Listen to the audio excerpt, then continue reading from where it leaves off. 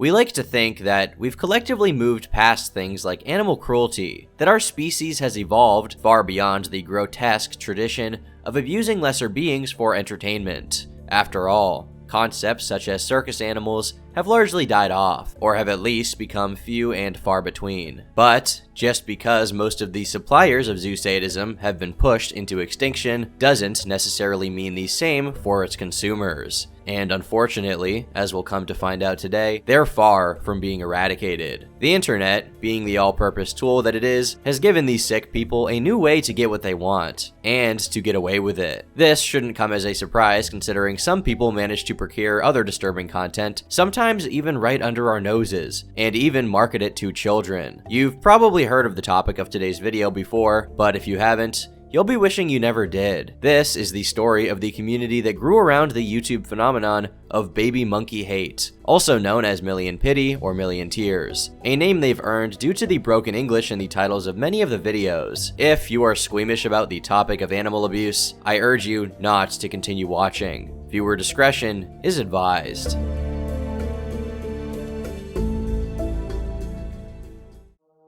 YouTube, ever since the beginning, has been very heavily associated with videos of animals, whether it be pets or wildlife. The very first video uploaded, after all, was of Jod, one of the founders of YouTube, at the zoo. Alright, so here we are in front of the elephants. And the cool thing about these guys is that they have really long fronts, and that's cool. If you're old enough to remember, some of the biggest videos on the platform were just that, so it followed that many people who worked with animals started creating channels dedicated to their profession in hopes of gaining a viewership. Obviously, all of this was innocent, and is rightly remembered as such. However, in 2011, 24/7 Wildlife Broadcasting Network, Wild Earth, uploaded a video called Induna the Male Leopard Catches a Baby Monkey. This video was exceedingly different from the kind that would usually get popular, since it was quite literally the opposite of cute. Yet, within a year of its upload, it had already garnered over 100,000 views, which, for the time, was a pretty big number. Nowadays, the video has over 900,000 views. So, what's happening here? Well, it's going to be quite distressing for, I think, some viewers, but this is unfortunately part of life and part of nature, and this is how cats react. And if you think about your pet cats at home, it's no different to what cats do with birds and mice and things like that. It's just on obviously a larger scale. Well, if you check out an old snapshot of the video on archive.org, or just peruse the comments from back then, you start to see something strange. A few of the comments visibly came from a playlist called Torture House Monkeys. Most of the comments make sense given the context of the video, but further inspection still shows a few odd outliers. One deleted comment from an account called I Hate Monkeys 666 said something that was apparently shocking enough to result in another commenter saying the following: "Wow, serious hate. Hope you're joking. Could comment more, but I guess there's no point really." Apparently, this deleted account in particular commented on multiple other videos of the same genre, and although we can't see what the comments were, we can see the replies they got. One person said, "I'll help it. Now, where did I put my 22?" referring to a 22 caliber firearm. Another remarked, "You need to start taking video of that," presumably meaning that whatever sadistic acts I Hate Monkeys 666 described in their original comment, this person wanted them to actually film it.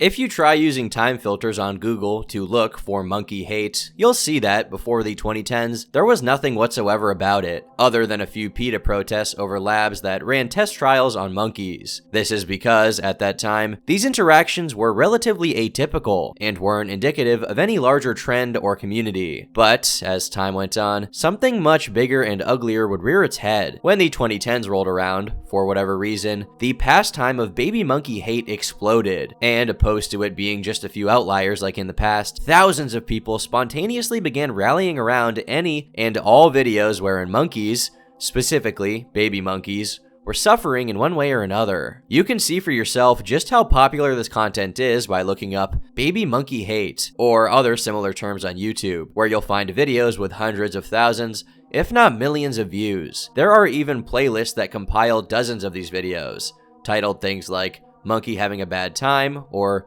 tormenting baby monkeys. For the longest time, all of this flew right under the radar, since most of the videos weren't of explicit torture, but were instead just documenting natural occurrences in the wild or in captivity. Yet still, people commented saying the most vile things imaginable.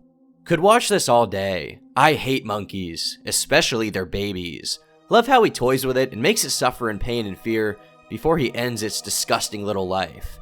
Kill that fucking squealing piece of shit rat. Whatever the content of the video, whether innocuous, such as in the case of baby monkey tries to hang on to his mom, or darker, like this monkey was hit by a vehicle, the comments are the same. On the former, you have people saying things like, "We shot these tree rats by the hundreds in Australia," or, "Aw, let me stomp on it." And the comments on the latter video include, "Was the vehicle okay? Vehicle didn't do its job. Ugly thing is still alive. Cut the hands off. Love to torture that rat. I pay you to torture it." And last but not least, hope it's suffering every day, slowly dying a painful death. These nasty, disease-carrying, shit-eating vermin deserve to suffer. Whoever put it in that cage must enjoy watching it suffer every day too, with 2 laughing, crying emojis at the end. You may have noticed the idiosyncrasies in the way these commenters speak, such as the unique terminology they use, which seems to have naturally sprung up over time in the community. They make frequent use of terms such as rats, vermin, monks, tree rats, and tree devils to refer to monkeys. They even use the term milk maggots to specifically refer to babies, showing how they particularly detest infant macaques, and simultaneously exposing their strange fixation on the mother-child relationship. In fact, that's a topic they frequently fixate on in their comments. When they're not exhibiting just simple cruelty, they're displaying a strange focus on the dynamics between the mothers and their newborns, and they incorporate this into their depravity, such as on the video, "Baby Monkey Refused by His Own Mother."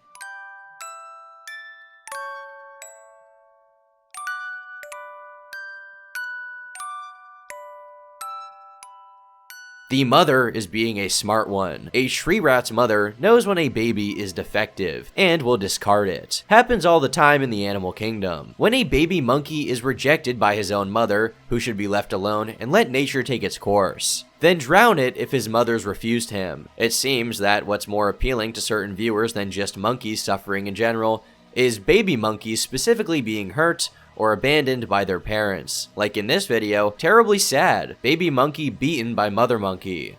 Wish the mom would leave it behind. Now that would make for an interesting YouTube channel. I know, right? My dog chewing on one of these tree devils all day and night would make a terrific channel. I'd watch it, maybe pretend it's a Pez dispenser.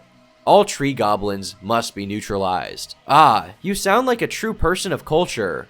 Well met. Where they truly take the obsession to another level is with their specific knowledge about the specific monkeys in the video. I can't stand when she does this shit. When Jill's baby gets hungry and starts to try to nurse, Ashley will start biting him and pulling his hair, just like she has done to Donnie and the other babies. Pigtails don't share their babies at all.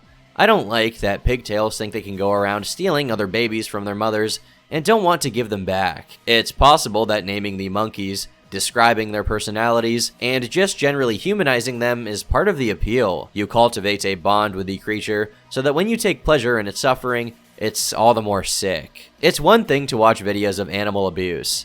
It's another to intentionally form a parasocial connection with the animal involved. There's something truly sick going on here. By all appearances, this spectacle didn't migrate onto YouTube from elsewhere, but materialized there and just festered for years until people started noticing. No insidious organization or group acting in the shadows and pulling the strings, just people who, for whatever reason, hated monkeys excessively. That aspect is possibly the most puzzling, because it's nearly impossible to wrap your head around the mentality of the very real people behind the screen. They aren't bots. If you check out the accounts who post these types of comments, a lot of them seem like completely normal people in every other facet of their lives. Take this commenter, for example, TA2 Joe 13. I would have just left the little sack of shit there to starve to death, sucking on its mother's dried up teat. Or, I'd have it buried alive with its sack of shit mother. Two less vermin in the world. You'd presume that anyone who would say this kind of horrific thing must be a basement-dwelling freak. But if you look for this user's alias on the internet, you'll find that he's a husband and father of two. Ironically, considering his hatred and enjoyment in the suffering of monkeys, his Facebook posts show that he is a staunch advocate for the Canadian Green Party, is passionate about climate change, and is deeply angry when he sees a cat get run over. I'd like to know what kind of worthless piece of shit would purposely go out of their way to run down someone's pet. This is what happened to me last night. Some goof ran over a beautiful Russian blue cat in front of my house, right in front of me. The poor thing died in my hands as I tried to comfort it. It happened so fast that I couldn't get the plate number, because if I had, I would eventually run across that fucker and he'd get it. So why is this guy normal in his everyday life, but when it comes to monkeys, he suddenly becomes a psychopath? Well, one of the videos on his YouTube account is titled Vietnam Vet's Poem, where he describes the atrocities he witnessed when he was deployed. A review of his on a psychiatrist page reveals that he was being treated, possibly for PTSD, given his past history. But one comment of his in another video is particularly important. I bet if you lived where these nasty little fuckers are, and you had your house ransacked on numerous occasions by them shitting and pissing everywhere, destroying your possessions, would your song still be the same? Probably not. This suggests that his hatred for macaques came from negative experiences of his during his deployment in Vietnam, a country in Southeast Asia where rhesus monkeys, the ones most commonly at the receiving end of the monkey hatred, are from, and where they are considered pests. I only deep dived into this particular commenter to give you a primer on how this community operated for years. I won't exhaustively go about inspecting every single one of them, but if you look into it yourself, the brunt of them are completely normal, outside of their seething hatred for monkeys. People who you really wouldn't expect, such as boomer moms and dads, are obsessively compiling playlist upon playlist of content revolving around monkeys dying or being hurt. As a rule, they are just mentally ill. Plain and simple. Despite it being grotesque and seemingly unlikely, without any orchestration whatsoever, hundreds of people from all over the planet and from different walks of life began congregating solely around their shared interest of watching monkeys in pain. At this point in time, there was no Million Pity collective as we would come to know later. Despite the shocking nature of these comments, this community has been dramatically underreported on, considering this behavior has been going on for well over a decade now. This whole ordeal goes far beyond even the fake animal rescue channels, which have been covered considerably, who intentionally endanger and harm animals for the sake of making content about rescuing them. In that case, people are being deceived, and they're interested in the videos without being privy to the abuse. But here, viewers are actively seeking it out, purely to satisfy their sadism. With documentaries like Don't Fuck With Cats being a popular phenomenon, I'd imagine a well-known figure would have latched onto this by now and made it their issue. However, because of the fluidity of the community and the sheer niche nature of this topic, people have either not taken it seriously or didn't even know about it at all. The anonymous internet investigators, who paid this story attention when no one else would, started trying to understand why this was all happening. These monkey haters typically excuse their insane sadistic hobby by saying that it was just nature taking place, or that the macaques were comparable to rats or cockroaches. Vermin, basically, thus making it completely natural to hate them. The only flaw in that explanation is that, despite our consensus that cockroaches are vermin, nobody is so invested in their disgust for cockroaches that they'll spend their days actively compiling videos of them being tortured and separated from their mothers, as the macaque haters seemingly spend their entire day doing. Certainly, this hatred of theirs had a much deeper root, one that either they didn't know themselves, or that they were trying to obfuscate. One theory was that it had to do with an evolutionary bias. Monkeys having been our competitors millions of years ago, some people nowadays still carry a genetic memory of our ancestors' hatred for them. This theory usually comes paired with the uncanny valley explanation, that we are naturally very disturbed by anything that looks mostly human, but just a little bit inhuman, such as mannequins or monkeys. As clever as that is, that fails to explain why the monkey hate community didn't hate all monkeys. They discriminated specifically against macaques, and even within macaques, seeing as they were keen on rooting for the bigger macaque whenever it was hurting the smaller one. With this in mind, internet Sherlocks began evaluating the common traits of the monkey haters. Other than the odd bad personal experience with the monkeys, haters tended to be middle-aged, and as we went over before, hyper-focused on baby monkeys being abused or abandoned by their mothers, which suggests that these people were abused themselves. It's a bit of a cliche, I know, but it makes the most sense given that if you were born a couple generations back, corporal punishment was a lot more common, and that victims of abuse have a higher likelihood of becoming abusers themselves, identifying with their abuser in order to cope with their trauma and feel in power over what happened to them. This is all to say that these people must have been trying to continue the cycle of abuse by proxy, via the baby monkeys. This becomes evident when you see that the people who make the playlists about monkeys being hurt will often also make playlists of other animals hurting their babies, or worst of all, of human children being hurt. It's widely known that one of the most common characteristics among serial killers is to have a strong interest in torturing and killing animals at an early age, before moving on to human victims later in life. So much so that it's how we're taught to identify when someone is at risk of being a psychopath. With that in mind, there's more than enough reason for concern here, but this is only half of the story. The monkey hate community didn't stay disorganized forever. Some people saw the demand for monkeys being hurt under wildlife and zoo videos, and instead of being shocked and appalled, they saw an opportunity to become suppliers and distributors. It was just another market to be tapped into. In 2016, after the community got too large for YouTube's comfort, and some of the videos and playlists began being taken down, we saw the rise of the Million Tears forums.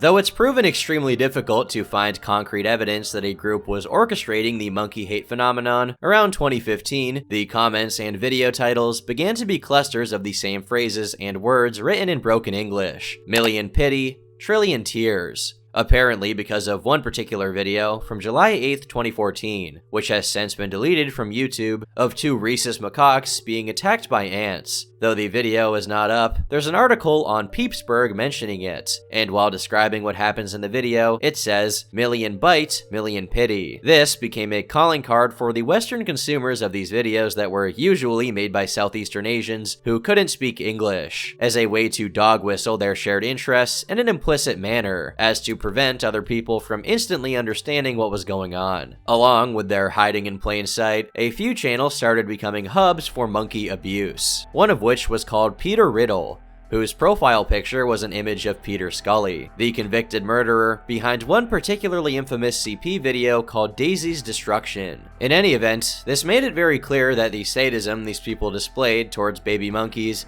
had only a blurry line separating it from pedophile sadists who were interested in any and all kinds of hurtcore videos. Other accounts also included CP in their names, such as CPPC, CP Daily, and CP Wild Lanka. It's hard to find currently existing traces of all of these accounts' behaviors, given that most, if not all of them, have been deleted by YouTube. Thank God. But at least one of the people who frequently interacted with the Riddle account was one called Piosphorus, which had a video of two men in makeup reacting to Daisy's destruction. It's also worth noting that the amount of women who engage in monkey hate is very disproportionate, considering how rare it is you find a female violent criminal. Yet, when it comes to this phenomenon, they're not rare at all. I won't fully get into the thick of who's who, because there are simply too many people engaging in it for me to do that. But the information is readily available, since most of the active monkey haters tend to use their real names on the internet, probably because they're boomers who are otherwise not internet literate. In any event, these disturbing recurring themes piqued people's interest and curiosity, because as far as YouTube goes, the majority of the videos seem to be re-uploads of harmless content originally made by Southeastern Asians, and never actual torture. Yet, all of the accounts were visibly not Asian, but Western people, and the comment sections were teeming with people saying vile things and signaling that they wanted to see more, which screamed that the comment sections were being used as some kind of meeting ground for something more sinister, not unlike with Elsagate. The problem is, no one could actually find where the commenters came from, or where they were being recruited to, so the topic was nothing more than an obscure hypothetical for a long time. That is, until 2019. One Redditor posted to the Reddit Bureau of Investigation subreddit asking about a Discord server they were DM'd an invite to called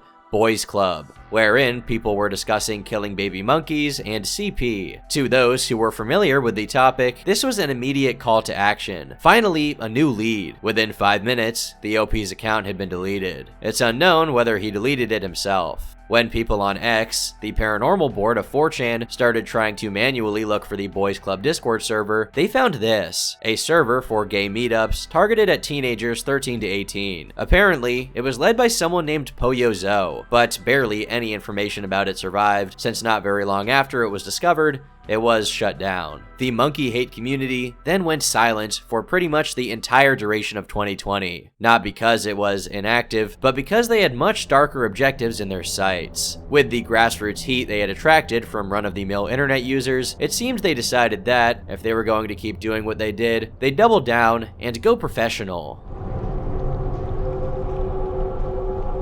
In 2021, multiple articles were published, namely on Vice and the UK Independent newspaper, about an investigation done by Action for Primates, an advocacy group for the prevention of animal cruelty, particularly targeted at monkeys. Their investigation turned up with a now-deleted forum, on Forum Motion, and a Telegram group, along with other, usually smaller, Facebook groups that would operate mainly by selling videos of monkeys being tortured. Only this time around, they weren't just procuring and distributing the videos. Instead, they were producing new ones. In a sickening international partnership, self-defined leaders of the monkey hate community started reaching out to those in Indonesia, where rhesus macaques are considered pests, and struck a deal with them. Contrary to a popular theory about how the monkey haters were third worlders, it's only at this point when they started knowingly participating in this hellish industry. And I don't say industry lightly, due to the extreme poverty of these countries and the Khmer Rouge, which decimated veterinarians. Good animal care isn't exactly easy to come by, so it's a common occurrence for animals to receive makeshift healthcare and end up in pain or poorly taken care of.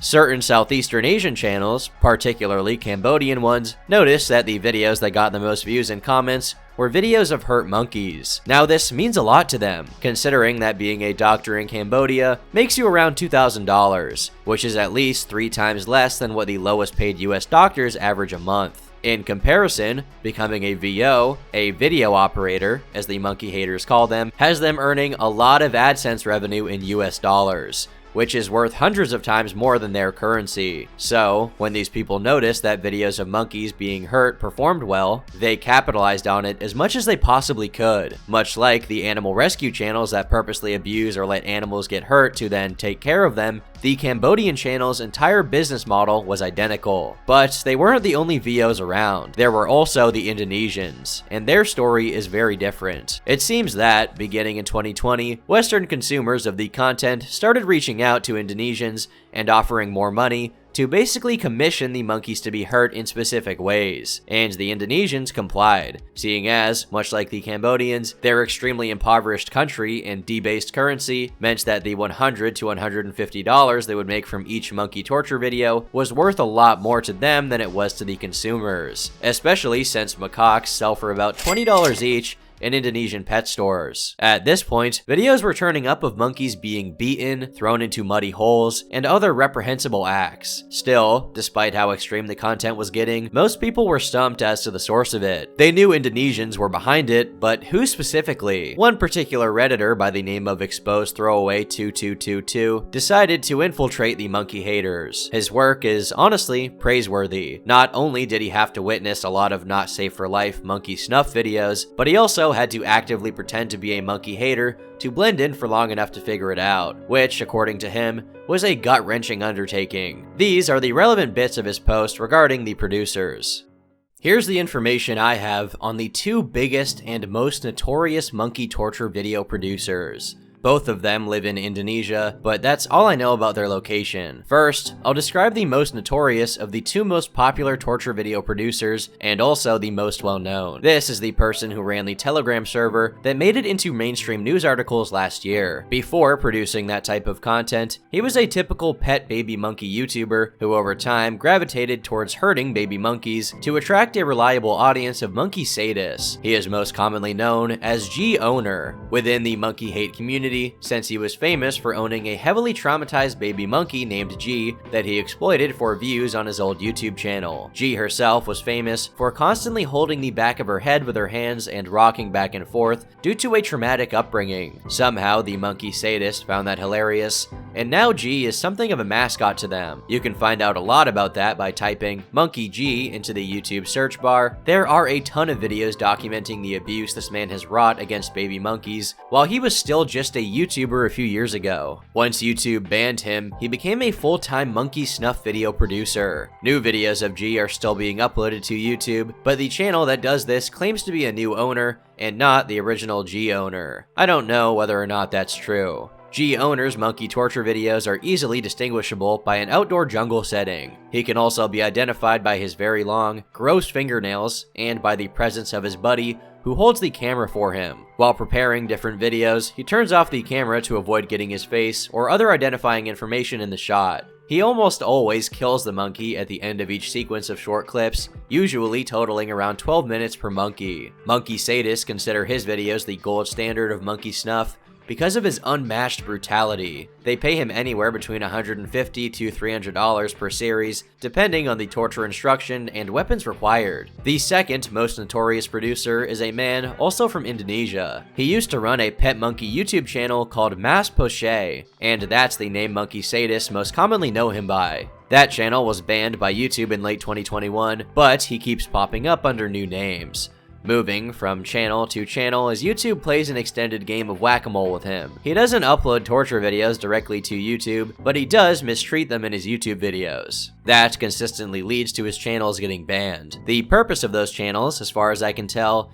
is to advertise to monkey sadists, who then contact him elsewhere to buy custom videos. You can tell which channels are his by the distinct layout of his property and an assortment of recognizable cages that he keeps his monkeys in. Sometimes you can even recognize the monkeys that appear in his YouTube videos as monkeys tortured in his privately sold torture videos. Mas Poche is more prolific as a torture video producer than G owner, but his videos tend to be shorter, averaging 5 minutes each. This is because he is more than willing to have a multitude of clients, unlike G owner, who keeps maybe 3 at most at a time. Mas Poche leases monkeys to his clients long term.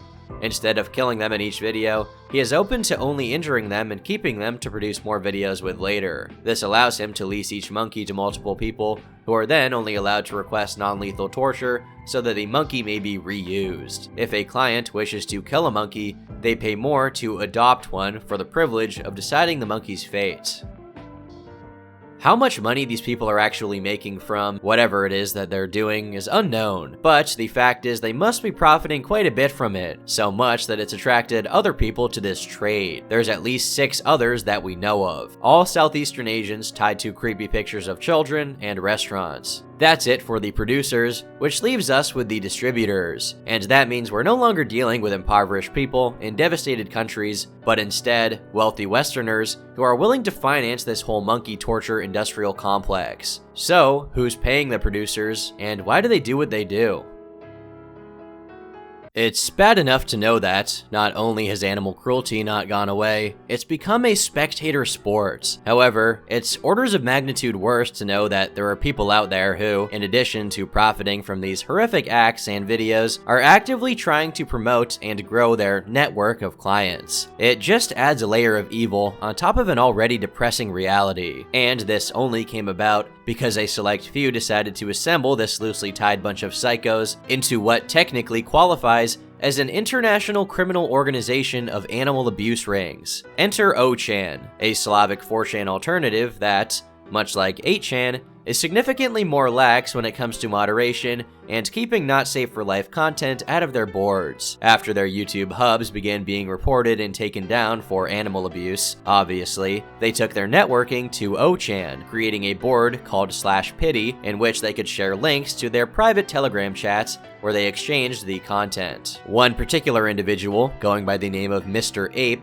decided to make himself the de facto leader of the board by posting the following: "Call me Mr. Ape. I am in possession of a large collection of monkey videos. These videos feature a wide range of content, from mild to extreme and everything in between. Many of them I am sure you have already seen, are available here or elsewhere in your own collection. However, I also know I am in possession of some of the rarest and hardest to find content. I am so tempted to share them with you, but there is a problem. It has recently come to my attention a small private collection of videos exists. Only a handful of people are aware of it, and even less have access to it. I have received the details on the videos, and they are well worth the cost. It's just, I cannot personally pay the entire amount. All I need from you guys is some money in crypto, and I will drop all of the files here in a bulk file, including the new private vids. For anonymity concerns, I do not want to just say the total cost, but it's really not that bad if the cost is spread out. As soon as the right amount is reached, I will let you all know. I will be dropping vids here regularly,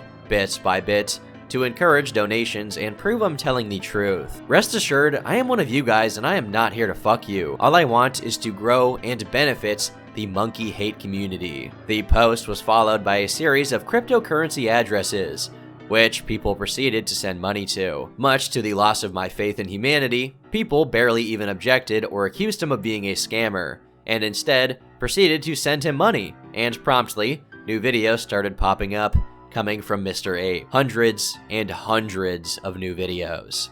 An interesting little side note about Mr. Ape's thread is that, at one point, an Anon suggested an expansion into the cat abuse market, which was seriously frowned upon by other monkey haters. I mean, you're asking someone calling themselves Mr. Ape about cats. You're about as retarded as they come. Even more so thinking monkey abuse is in any way related to your sadism. Nobody wants you here. We love animals, only hate macaques. You're in the wrong place. You're also functionally illiterate if you think Mr. Ape is the one filming these videos. He has stated over and over and over and over that he is not the one making the content. You are extremely fucking stupid that you somehow read his post and cobbled together some scenario where he may be willing to torture cats. You're also an absolute coward, considering feral cats probably exist in your area, and you're too afraid to hurt anything yourself, so you beg strangers to do it for you. I hope your mom gets brain cancer and on her deathbed tells you that birthing you was the biggest regret in her life. Jesus Christ, oh my god. I don't know about you, but it's outlandish to me how selective these people are about their unabashed hatred. One guy reiterates that he has no problems with any other kinds of monkeys whatsoever. It's only the specific species of rhesus macaque. I really didn't expect this level of rigor from Zoosatus. Of all the things to have standards for, this is their priority, contrary to the very hostile and insular boomers, as well as Asians that we've been seeing so far. Mr. Ape was overly amiable to a fault. As to why this friendliness and desire to fit in was targeted at the worst of the freaks on the internet, only God knows. But he went out of his way to pay for and facilitate the production and distribution of the videos, as well as proselytizing for them on 4chan boards like /AN and /GIF. He goes as far as to apologize for the decrease in quality of the videos, which is odd to say the least, considering he not only paid for a lot of the content out of his own pocket and posted them with no paywall, and he himself says the whole ordeal was extremely risky. He also mentions that he has a guy that produces the videos for him, meaning that he most likely struck a deal with one of the aforementioned VOs. According to the 0chan posts, Mr. Ape linked up with whoever was running the Million Tears Telegram group, possibly the same person as Poyozo, who was running the Discord server, and managed to produce videos with over 12 different monkeys since then. The market for the abuse of rhesus macaques was reaching critical mass. But, luckily, there's no honor amongst animal abusers. One of Mr. Ape's cohorts, another monkey hater, decided to out him and reveal his real identity to 0chan. There's no known specific reason as to why this happened, but most of the speculation in the forums tends to be that they felt they weren't getting enough credit for their role in producing the videos. Now, the cat was out of the bag. Mr. Ape was a 27-year-old undergrad with nothing to his name, except having spent what was probably his parents' money on trying to get on the good side of possibly the most unlikable crowd of degenerates online by giving them free videos of innocent monkeys being hurt. And still, he failed. And not only that, he was betrayed, and doxxed, and scammed. As it turns out, his overly friendly demeanor got him repeatedly scammed by various members of the community. One particular story that got a lot of Anon's attention was that of Amber, aka Mother Bloodlust, an individual who claimed they had connections with Malaysian VOs through a Pokemon forum they supposedly ran, and successfully convinced Mr. Ape to make them his number 2. Of course, they vanished immediately after they got Mr. Ape's support and money.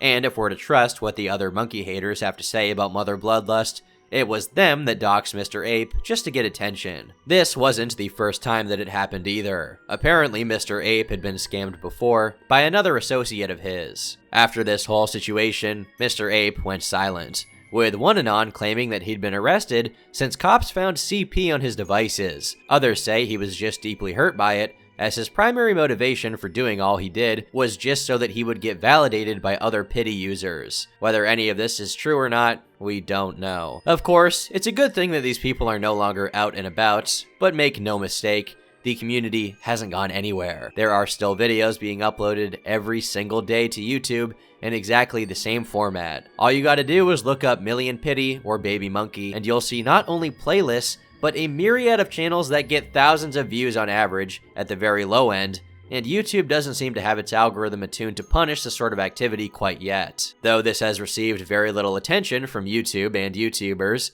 ever since the Boys Club era, people on other forums have tried to fight back against the monkey hate community, mostly to no avail. However, the most recent attempt, that is, the thread on Kiwi Farms, from which supplied a lot of information for this video, seems to have wrought more fear and paranoia unto the monkey haters. The /pity board is now rife with people commemorating the fact that Kiwi Farms is down, mostly because it was effective at systematically dissecting the myriad of different venues and platforms the monkey haters use to distribute the content. Prying eyes, whether it be YouTubers, journalists, or forum users, pretty much prevents them from ever forming into a proper group. If you didn't know any better, you'd think something like this would be relegated only to the dark web, rather than existing in plain sight on one of the most popular sites of the internet. The pure scope of this community alone is unnerving, as no one would have ever considered such a sick pastime to be enjoyed by thousands or potentially millions. Just how many monkey haters are out there, no one can know for sure, and it's even more mysterious how much this whole industry is worth. We can only hope that its numbers have already peaked, and by shedding more light on it, this community will dwindle and dwindle until it reaches its demise. But for now, the monkey hate community is still very much out there. I've been Turkey Tom. Thanks for watching, and until next time, leave me alone. I've heard it 1,000 times before, and it's just not that funny anymore.